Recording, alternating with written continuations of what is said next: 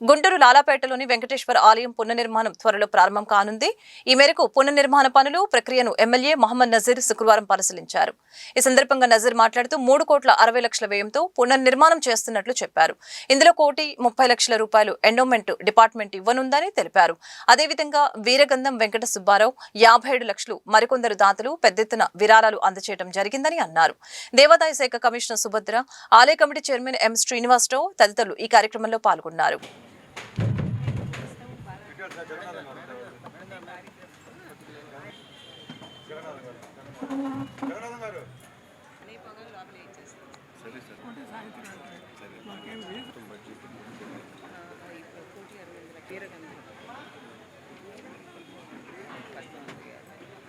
ఈరోజు గుంటూరు నగరంలో ఎంతో ప్రతిష్ట కలిగినటువంటి లాలాపేట శ్రీ వెంకటేశ్వర స్వామి దేవస్థానం పునర్నిర్మించేటువంటి కార్యక్రమం కోసం బాలాలయాన్ని ఏర్పాటు చేసుకొని దాన్ని ప్రారంభించుకోవడం జరిగింది. ముఖ్యంగా దాదాపు 3,75,00,000 రూపాయలతో శ్రీ వెంకటేశ్వర స్వామి దేవస్థానాన్ని పునర్నిర్మించేటువంటి కార్యక్రమాన్ని కూటమి ప్రభుత్వం ఏర్పడినటువంటి 18 కాలంలోనే ఎండోమెంట్ శాఖ నుంచి దాదాపు 1,35,00,000 రూపాయలు, దాంతోపాటు పెద్ద ఎత్తున డాక్టర్ సుబ్బారావు గారు వారి సతీమణి గారి పేరు మీద, పద్మావతి గారి పేరు మీద దాదాపు 57 లక్షల రూపాయలు విరాళంగా ఇవ్వడం ఆయనకు హృదయపూర్వకమైనటువంటి ధన్యవాదాలు తెలుపుతూ, ఈరోజు ఎందుకంటే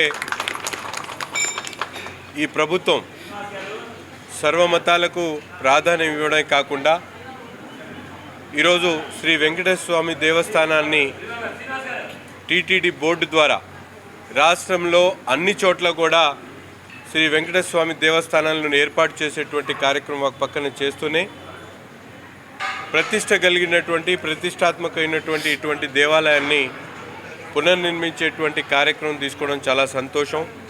ఈ భాగ్యం మాకు కలిగడం కూడా ఒక రకంగా మా సమయంలో మేము శాసనసభ్యులుగా ఉండడం చాలా సంతోషంగా ఉంది. అలాగే నూతనంగా కమిటీ అధ్యక్షుడైనటువంటి మల్లెంపూడి శ్రీనివాస్ గారికి, అలాగే సభ్యులందరికీ, ముఖ్యంగా ఈ కార్యక్రమాన్ని పూర్తిగా పర్యవేక్షిస్తూ ఈ ఆలయ పునర్నిర్మాణంలో తనకున్నటువంటి అధికారాలతో పాటు ఒక చిత్తశుద్ధితో ఈ ఆలయ పునర్నిర్మాణం చేయాలని చెప్పి నిరంతరం కూడా ఎండోమెంట్ శాఖతో, మాతో, అలాగే డోనర్స్ అందరినీ కూడా ఒక తాటి మీద తీసుకొని వచ్చి ఈ కార్యక్రమాన్ని విజయవంతం చేసేటువంటి దిశగా ముందుకు తీసుకెళ్తున్నటువంటి ఏసీ గారికి, సుభద్ర గారికి ప్రత్యేకమైనటువంటి ధన్యవాదాలు తెలుపుతా ఉన్నాం.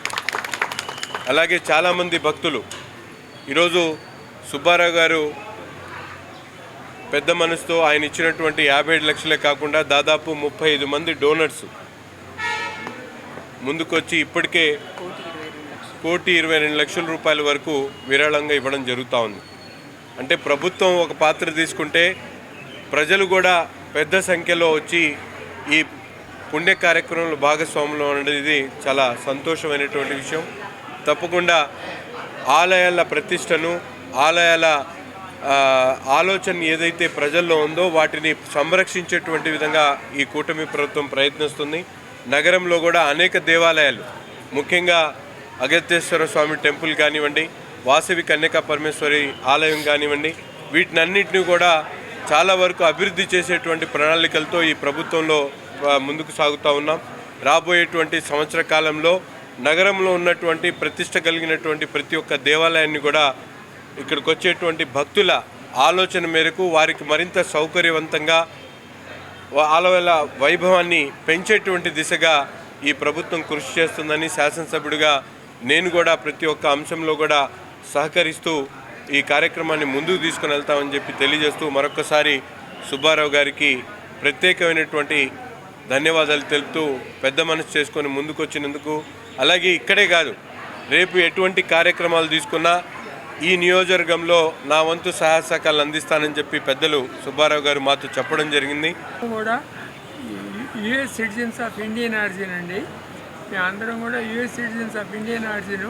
మాకు కావాల్సింది ఏంటంటే ఇండియాలో ఇక్కడ ఉన్నందుకు మేము ఇక్కడ కొంత మాకు వచ్చినందుకు మేము ఇండియాలో ఉన్న వాళ్ళకి ఏదో ఒకటి చేయాలి, ప్రజలకి ఏదైనా చేయాలి, గుళ్ళకి ఏమైనా చేయాలి, ఇంకేమైనా పూర్ పీపుల్కి ఏదైనా చేసి అసోసియేషన్స్ అట్లాంటివి ఏదైనా ఉంటే సహాయం చేయాలనే ఉద్దేశంతో మేము ప్రతి నెల కొంత చేస్తున్నాము. ప్రతి నెల కూడా 10,000 మందికి భోజనాలు పెట్టిస్తాము. అట్లానే ఇంకా కొన్ని కార్యక్రమాలు కూడా చేస్తున్నాము. అట్లానే అక్కడ ఒంగోలులో కూడా మా పొలం ఉంటే ఒక 11 కోట్ల రూపాయలు పొలం ఇచ్చాము మేము డొనేషన్. కోకుల క్షేత్రం అనే వాళ్ళకి వాళ్ళు ఇప్పుడు మొదలు పెడుతున్నారు. వాళ్ళకి ఇస్తే ఏంటంటే వాళ్ళకి నేను ఇంకా ఫ్యూచర్లో కూడా వాళ్ళు కొంత ఇస్తామని చెప్పాము. అది ఏదైనా చేస్తా అంటే ప్రతి ప్రాజెక్టుకి ఒక 1/3 అమౌంట్ నేను ఇస్తానని చెప్పాను. అంటే 2/3 వాళ్ళు పెట్టుకున్నప్పుడు నేను 1/3 ఇచ్చేటట్టు. అట్లానే ఇక్కడ మన ఆంజనేయ స్వామి గుడి కూడా ఏదైనా ఉంటే నేను ఒక 25 లక్షలు ఇస్తానని చెప్పాను. తర్వాత మన ఇది ఆంజనేయ స్వామి గుడి శివాలయానికి కూడా ఏదైనా ఉంటే ఒక 25 లక్షలు ఇస్తానని చెప్పాను నేను. ఇవన్నీ కూడా నేను ఇక్కడ ఇండియన్ ఫండ్స్, ఎందుకంటే మాకు అమెరికన్ ఫండ్స్ అయితే మాకు ట్యాక్స్ రిబేట్లు అన్నీ వస్తాయి. అయినా వచ్చినా రాపోయినా సరే మేడం రావన్నారు. వచ్చినా రాపోయినా మేము ట్యాక్స్ కోసం కాదండి, మాకు భక్తితో ఇస్తున్నామని చెప్పి ఇండియన్ ఫండ్సే ఇచ్చాము. ఇప్పుడు ఇండియా దీనికి కూడా పునఃప్రతిష్ఠ జరిగింది.